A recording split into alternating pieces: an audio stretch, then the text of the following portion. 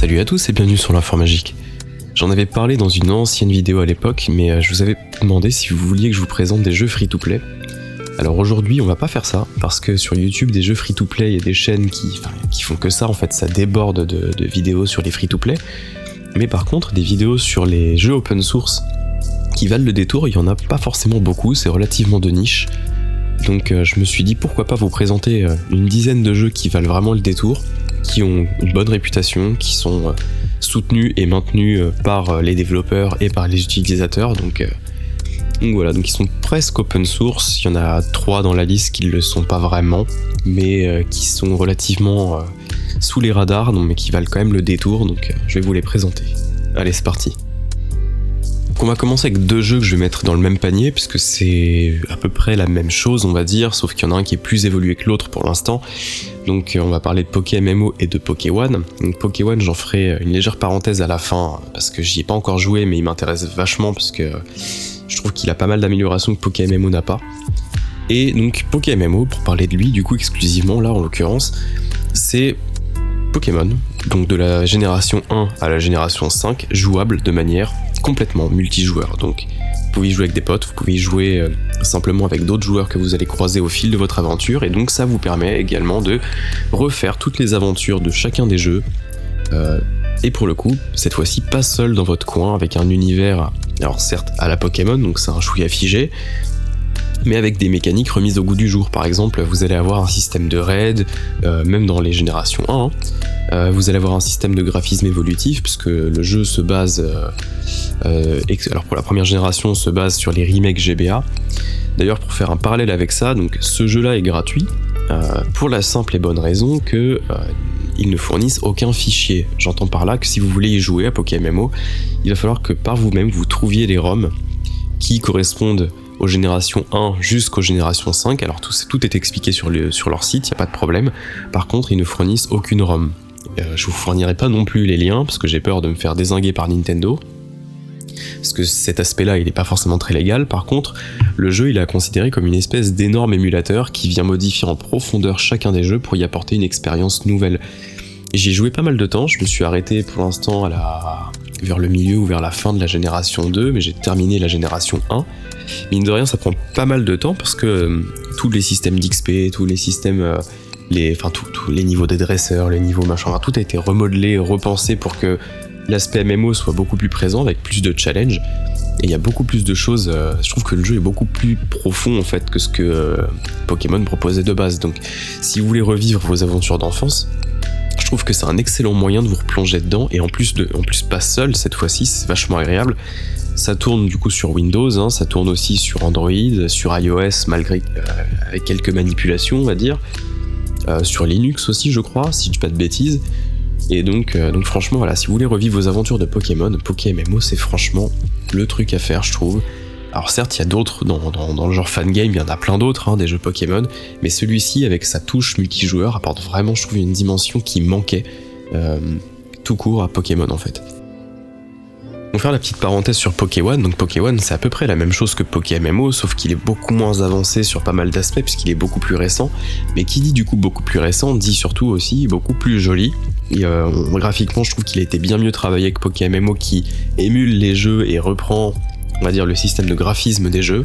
Pokéone lui pour le coup je crois que tout est refait from scratch, donc si vous voulez une expérience un peu plus moderne, on va dire un peu plus jolie, un peu plus, je dirais pas stable parce que PokéMMO est super stable, mais une expérience un peu plus moderne, je pense que c'est le terme en fait, alors sans forcément y apporter des modifications de fou, vous attendez pas à retrouver de la première génération avec des graphismes des derniers jeux sortis, mais je trouve que voilà, le jeu a un certain cachet, de toute façon je vous mets les screens en même temps que je vous parle. Le jeu a un certain cachet, il a un certain charme, et aussi il est également complètement multijoueur. Donc si voilà, PokéMMO vous attire moins visuellement, plus avec l'aspect pratique de télécharger les ROM et compagnie, Pokéone c'est peut-être l'alternative qui d'ailleurs je pense va exploser d'ici peu. Je pense que il y a de plus en plus de joueurs, d'après ce que j'ai compris, le jeu fait énormément de bruit sur les communautés Pokémon un peu alternatives, genre sur Reddit et compagnie. Donc voilà, faut pas hésiter, personnellement je vais l'essayer aussi parce qu'il m'intrigue vachement. Alors le problème d'un MMO c'est qu'on peut pas en commencer 50, une fois qu'on est investi entre guillemets dans un seul, on va essayer d'aller jusqu'au bout, ou en tout cas d'avancer vraiment proprement. Donc c'est vrai que faire 2 jeux Pokémon en MMO qui sont un peu similaires, bon. Mais le tester par contre, le temps d'une petite après-midi, ou voilà, pourquoi pas, franchement. Voilà, c'est deux jeux que je mets en une catégorie qui sont à découvrir si vraiment vous êtes fan de la première heure, surtout des jeux Pokémon, et que vous voulez refaire une expérience complètement entre guillemets différente, avec pas mal d'ajouts et pas mal de nouveautés. Du coup, en deuxième jeu de la liste, en deuxième vrai jeu de la liste, on va rester sur Pokémon, mais alors avec aussi un truc complètement à part, complètement différent de tout ce qui a été fait jusque-là. Certains d'entre vous le connaissent peut-être parce qu'il a été pas mal diffusé sur YouTube, mine de rien, au cours des dernières années. Donc je crois que le jeu il a 2 ans maintenant, un truc comme ça, mais pareil, il est en constante évolution. Pour le coup, il reprend les graphismes de la 2e génération originelle sur Game Boy, et c'est Pokewilds. Donc pourquoi je vous présente Pokewilds, c'est pas un autre jeu fan-made, c'est parce que déjà Pokewilds c'est un jeu qui a été compilé sur Windows, donc déjà ça change un peu de toutes ces ROM qu'on peut trouver sur internet qui apportent plus ou moins de nouveautés, on va dire, de manière générale. Je crois que la seule subtilité pour Pokewilds c'est quand même de fournir sa propre ROM, ou en tout cas d'en trouver une de Pokémon Crystal, je crois.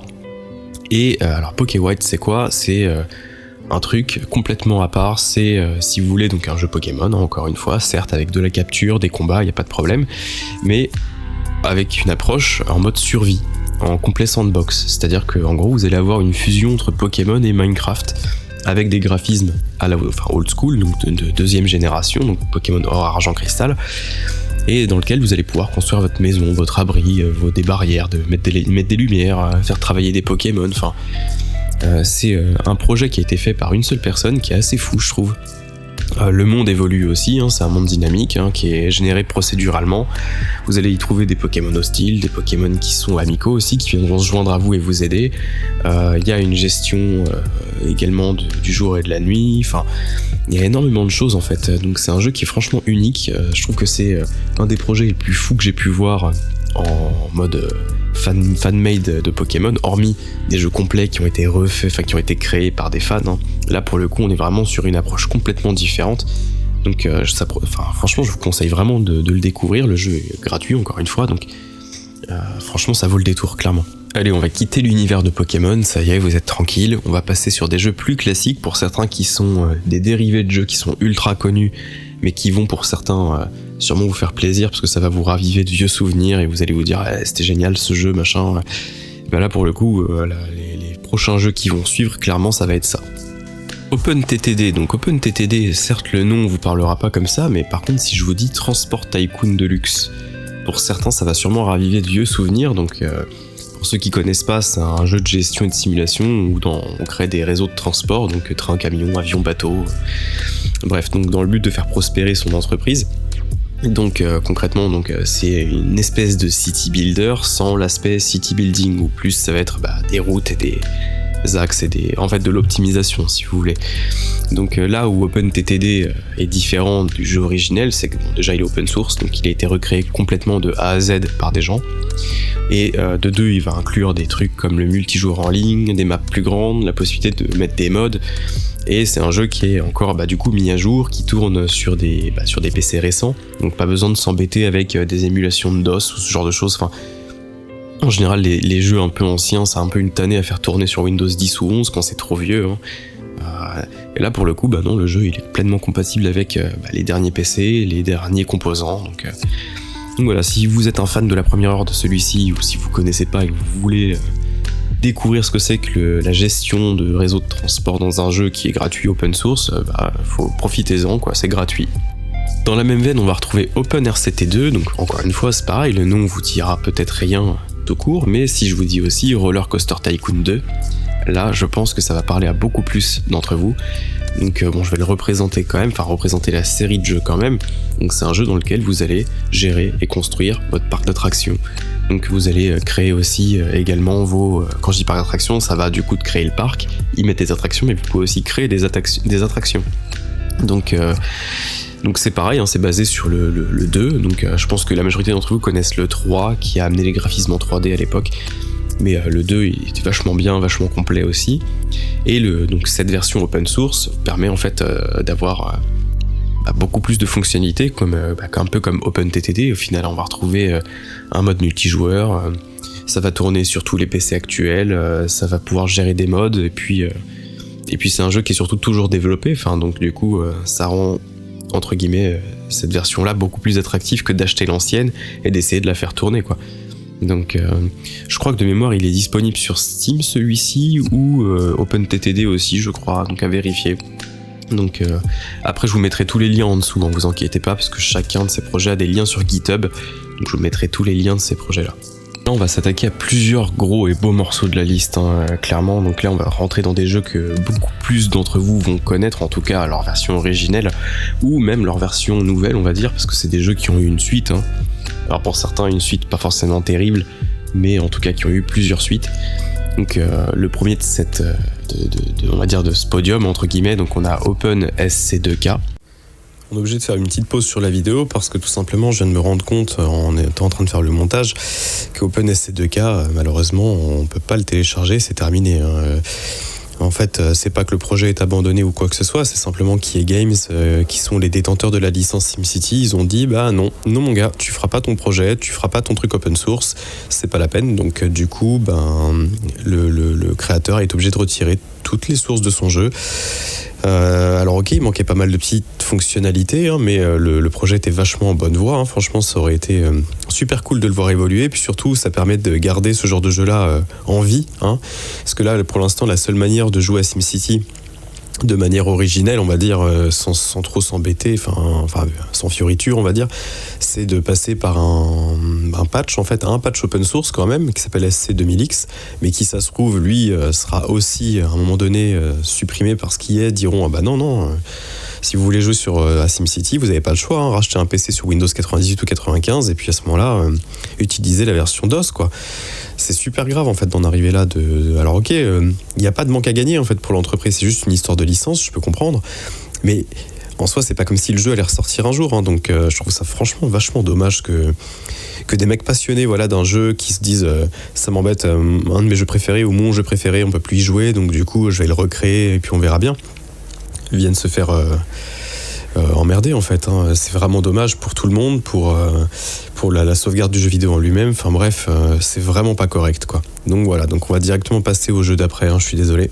Pareil, un autre dérivé de gros jeux, donc FreeCiv, donc là je pense que dans le nom ça va peut-être vous parler un peu plus, donc oui effectivement, c'est un Civilization gratuit. Alors c'est pas une version open source de la série qui a été refait, non c'est une recréation en fait des mécaniques de Civilization, donc en profondeur avec les âges, bref les villes, tout quoi en fait, sauf que là c'est complètement gratuit et en plus jouable en multi. Donc voilà, pour les fans de Civilization, donc faut accrocher au style, mais il y a beaucoup de fans, clairement ça vaut le détour je pense. Ce jeu là de la liste il me parle beaucoup, parce que j'ai beaucoup joué quand j'étais petit, parce que je l'ai eu sur CD, j'ai sûrement le CD encore quelque part.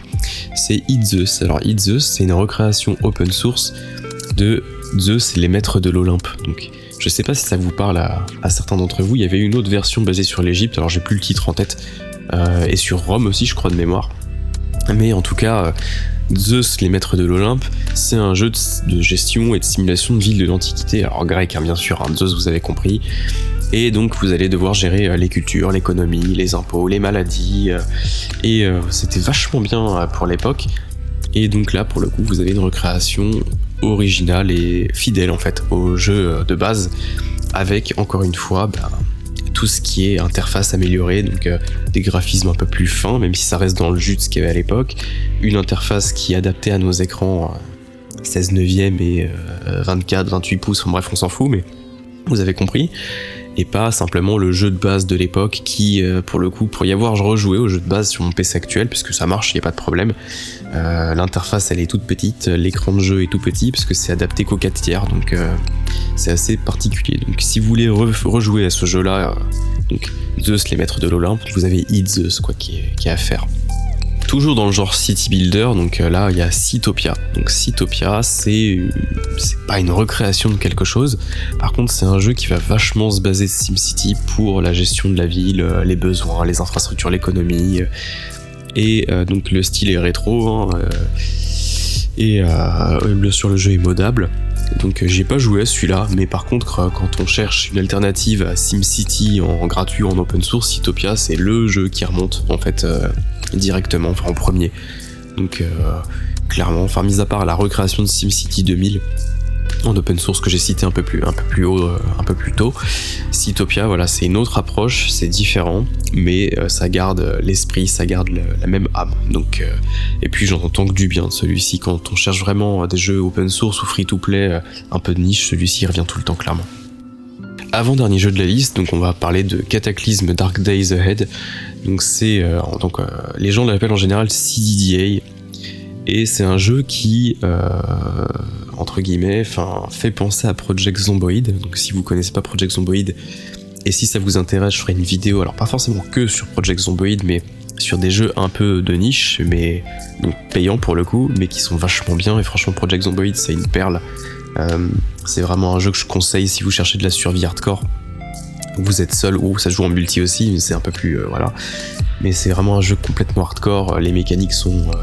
ultra dur et le jeu est toujours en développement, toujours en bêta et bref ça fait un peu de débat d'ailleurs parce que les devs sont très lents mais par contre le jeu franchement met une bonne claque à tous les jeux de survie que je connais, même d'ailleurs à tous quasiment. Et donc CDDA, donc Cataclysm Dark Days Ahead, c'est un peu le même genre d'idée sauf que c'est plus vieux je crois de mémoire. Donc c'est open source, c'est un monde post-apo, c'est un jeu de survie donc vous avez des zombies, des mutants et puis d'autres dangers, vous avez des ressources limitées, et c'est un jeu qui est réputé pour sa profondeur de gameplay vraiment vertigineuse en fait, et sa difficulté, surtout parce que CDDA en fait si vous voulez, c'est un jeu qui a inspiré un mode de Project Zomboid, qui est donc le CDDA Challenge. Donc pour vous résumer le truc, c'est vous allez vous réveiller en slip, au milieu d'une zone inconnue, on va dire, entre guillemets, parce que tout est généré procéduralement en plus sur Cataclysm Dark Days Ahead, et vous allez devoir survivre à tout, en fait, tous les curseurs vont être poussés à fond, c'est-à-dire en gros, il y aura pas mal de zombies, il y aura pas mal d'événements, genre des incendies, ce genre de choses-là, des ressources très limitées. Donc c'est un jeu qui est complètement gratuit, alors et qui est pas simple à prendre en main. J'ai joué un tout petit peu, pour être honnête, c'est pas aussi simple que Project Zomboid à prendre en main. C'est pas très beau aussi, on va pas se mentir. Donc, mais si vous vous accrochez au gameplay, vous allez découvrir que le jeu, en termes de profondeur, il y a assez peu de choses qui lui arrivent à la cheville. Il y a de mémoire en jeu vraiment connu et payant, il y a Rimworld qui est vraiment connu. Mais voilà, ça fait partie de ce genre de jeu là en fait. Qui offre beaucoup de choses pour rien, puisque le jeu est gratuit, donc c'est juste, je pense, une lettre d'amour au genre en fait. En plus, bon, le jeu il est modable, clairement il y a plein de mods sur CDDA. Si vous cherchez un tant soit peu des vidéos sur YouTube, vous allez voir qu'au final, il y en a beaucoup. Il y a beaucoup de gens qui adorent ce jeu et qui jouent aussi en parallèle à Project Zomboid, c'est comme ça que je l'ai découvert d'ailleurs. Et franchement, donc si vous cherchez un jeu de survie hardcore où vous allez potentiellement avoir un peu de stress et vous arracher les cheveux tellement c'est dur, je vous conseille celui-ci, si vous voulez pas dépenser un centime. Et dernier jeu de la liste, alors là on va parler d'un jeu qui est pas du tout open source, mais qui est gratuit, qui est free to play, mais qui est pas sorti, et qui sortira pas avant très longtemps je pense. C'est Deadlock. Alors Deadlock, c'est un jeu qui est vraiment pas connu, pourtant ses développeurs eux le sont, parce que c'est Valve en fait, tout simplement. Deadlock, c'est une espèce de mélange un peu bizarre entre un MOBA et Overwatch. Alors c'est un peu chelou, et tout ça dans un univers années 50 à peu près. Donc vous allez avoir une base, des tourelles. C'est un jeu qui se passe en troisième personne, donc ça se joue comme TPS. Pas comme un Smite, si vous avez connu Smite, il n'y a pas d'histoire de on peut pas viser en haut, viser en bas. D'ailleurs c'est un jeu qui joue vachement sur sa verticalité, puisqu'on peut... il y a beaucoup de routes en fait sur la map, les maps sont pas très grandes mais elles sont pas petites non plus. J'y ai joué un petit peu, alors on peut avoir accès à ce jeu là, pour ça il faut connaître quelqu'un qui a déjà accès à ce jeu là et recevoir une invitation. Donc si vous voulez une invitation, je vous invite à me mettre votre compte Steam en bas, enfin l'ID de votre compte Steam en fait, pour que je vous envoie une invitation tout simplement. C'est un jeu, alors je vais être honnête, j'ai pas accroché, mais je pense que j'ai pas accroché parce qu'il en est vraiment à ses prémices, donc la base, la structure du jeu de base est là. Par contre, j'ai pas trop compris comment fonctionnait le système de build, parce qu'en gros on doit builder ses persos, donc acheter des objets, donc il y a tout un système d'arbres en fait avec des objets adaptés, moins adaptés, tank, DPS, magie entre guillemets. Il y a pas mal de classes différentes, de persos différents, comme un MOBA au final, qui apportent tous des compétences différentes. Après le jeu, là où je l'aime bien, c'est qu'il est vachement plus basé sur le shoot que sur l'aspect un peu comme Overwatch où c'est je sais pas comment expliquer, mais ceux qui jouent à Overwatch, je pense qu'ils vont comprendre. Il y a du shoot certes, mais t'as pas besoin de savoir vraiment bien viser pour venir à bout d'un ennemi. Là, Deadlock, il y a quand même un aspect un peu plus hardcore, on va dire. Alors c'est pas un Counter-Strike non plus, faut se calmer, mais il y a quand même un aspect où voilà, si on sait pas viser, ça va être un peu plus complexe. Donc voilà, Deadlock, je l'ai mis dans la liste. Alors ok, il est pas open source, il est gratuit certes, mais il est pas encore sorti. Mais je pense que ce jeu a un potentiel devant lui, que ce soit tout court et en e-sport aussi surtout. Déjà parce qu'il est créé par Valve, donc Valve en général, quand ils développent un jeu, même si c'est pas souvent, ils font pas les choses à moitié. Bon, un petit bémol pour Counter-Strike 2, on va pas en parler, mais je suis un peu déçu, mais bref. Deadlock, clairement, c'est à suivre. Je pense que ça sortirait potentiellement l'année prochaine. Alors, je sais pas trop en fait au final. Mais le jeu, en tout cas, est déjà jouable en alpha. Et donc, si vous voulez un accès au jeu, dites-le moi en commentaire et on s'arrangera. Je vous enverrai une invitation d'une manière ou d'une autre. Donc voilà, c'est tout pour aujourd'hui. Donc ça vous fait un petit jeu à tester ce week-end pour vous détendre. Alors sauf pour CDDA où pour le coup la notion de détente elle est pas forcément présente. Mais en tout cas tous les autres c'est des jeux qui sont relativement calmes on va dire. Sauf Deadlock qui est un peu plus compétitif certes, mais donc en tout cas voilà, j'espère que ce genre de format ça vous plaît. Je voulais tester depuis longtemps. Alors à la base je voulais faire des jeux free-to-play, mais les jeux free-to-play sur YouTube il y en a une quantité mirobolante. Alors si vous voulez quand même une vidéo sur des jeux free-to-play, donc n'hésitez pas à me le dire, je pourrais essayer de vous trouver des petits jeux qui sont un peu en dessous des radars. Il y en a pas mal même en fait en réalité. Mais qui sont pas open source, rien, et qui proposent parfois même des paiements, des cash shops, des trucs comme ça, n'hésitez pas à me le dire. Si vous voulez d'autres vidéos de ce format-là, donc avec des jeux open source ou presque open source qui sortent complètement des sentiers battus, n'hésitez pas à me le dire. Moi personnellement, c'est ce genre de projet, de jeu que j'adore, clairement, parce que déjà c'est gratuit, donc ça vaut toujours le coup d'être testé. En plus, quand ils sont réputés, qu'ils sont bons et que les mécaniques sont solides, franchement, ils n'ont pas à rougir face à de vraies productions, de grosses productions. Donc, clairement, donc voilà. Donc, n'hésitez pas à me dire tout ça en commentaire. J'en profite aussi pour faire un petit aparté, je vous l'ai dit un peu plus tôt dans la vidéo, mais concernant Deadlock, si vous voulez un accès, on va dire, un accès à l'alpha, dites-le moi en commentaire, on s'arrangera. Peut-être que je créerai un Discord, bref, on verra. Juste sachez une chose, c'est que malgré le fait que l'invitation est envoyée, il y a un petit délai avant de la recevoir, ça peut aller de quelques heures à quelques jours. Moi perso mon invite je l'ai reçu en 2-3 heures je crois de mémoire, mais j'ai cru voir certains joueurs qui disaient au bout de 2-3 jours ils la recevaient, donc faut pas être impatient. Donc ouais, si vous voulez qu'on se crée un petit Discord ou autre, il y a pas de problème, je veux dire, en soi c'est avec plaisir. Donc voilà. Merci à tous en tout cas d'avoir écouté, d'avoir suivi, et puis ceux qui sont pas abonnés, abonnez-vous. Et si vous voulez me mettre un like, c'est le bienvenu. Allez, salut!